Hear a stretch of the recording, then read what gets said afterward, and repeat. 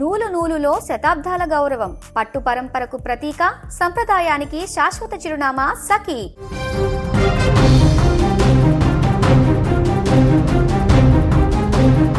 Sunday వచ్చిందంటే ఏ గల్లీలో చూసినా క్రికెట్ ఆడుతున్న యువకులే కనిపిస్తారు.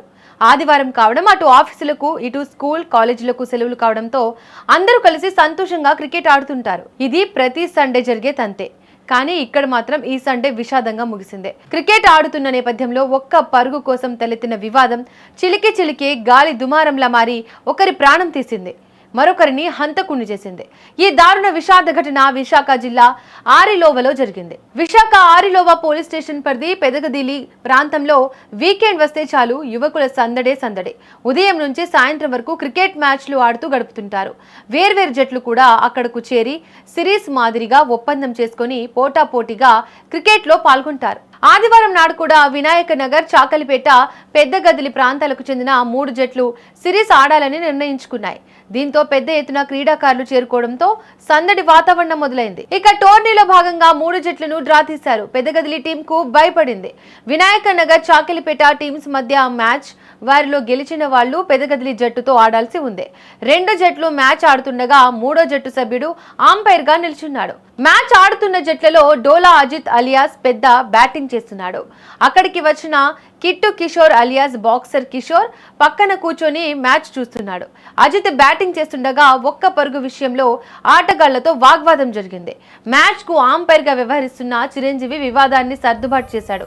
ఇదంతా పక్క నుంచి చూస్తున్న గంటా కిషోర్ అంపైర్ చిరంజీవితో వాగ్వాదానికి దిగాడు. దీనిని అజిత్ ప్రశ్నించడంతో ఇరు వర్గాల మధ్య వివాదం రేగింది. ఇంతలో పక్కన ఉన్నవారు సర్ది చెప్పి అక్కడి నుంచి పంపించేశారు. అయితే కిట్టు కిషోర్ అలియాస్ బాక్సర్ కిషోర్ భార్యతో కలిసి విశాలాక్షి నగర్ లో నివాసం ఉంటున్నాడు. అప్పుడప్పుడు పెద్దగదిలి వచ్చి వెళ్తుంటాడు.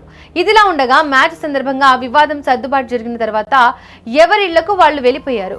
సాయంత్రం 6:30 గంటల సమయంలో కిషోర్ విశాలాక్షి నగర్ నుంచి పెద్దగదిలి వచ్చాడు. అక్కడ యువకులతో మళ్లీ గొడవ పడ్డాడు. అదే సమయంలో పక్కనే ఉన్న అజిత్ పై దాడి చేసి తనతో పాటు తెచ్చుకున్న కత్తితో ఛాతిలో పొడిచేశాడు. ఈ హఠాత్ పరిణామాన్ని గుర్తించిన అక్కడే ఉన్న మరికొంతమంది యువకులు వారించే ప్రయత్నం చేశారు. నాగు అనే యువకుడు అడ్డుకునేందుకు యత్నించగా అతడిపైన దాడి జరిగి చేతికి గాయమైంది. ఈ ఘటనలో తీవ్రంగా గాయపడిన అజిత్ అక్కడికక్కడే కుప్పకూలిపోయాడు. ఆసుపత్రి తరలించేసరికి ప్రాణాలు విడిచాడు. దీంతో ఆ కుటుంబం, స్నేహితులు తీవ్ర విషాదంలోకి వెళ్లారు. గాయపడిన నాగును సమీపంలోని ప్రైవేట్ ఆసుపత్రికి తరలించారు. సమాచారం అందుకున్న ఆరిలోవ పోలీసులు ఘటనా స్థలానికి చేరుకున్నారు. నిందితుడు కిషోర్ ను అదుపులోకి తీసుకున్నారు. ఏదేమైనా సరదాగా మొదలైన సండే ఆ గ్రామంలో తీవ్ర విషాదాన్ని నింపింది. ఒక్క పరుగు విషయంలో తలెత్తిన వివాదంతో నిందితుడు కిషోర్ అంతలా దాడి చేశాడా లేక ఇతర ఏమైనా కారణాలు ఉన్నాయా అనే కోణంలో పోలీసులు దర్యాప్తు చేస్తున్నారు.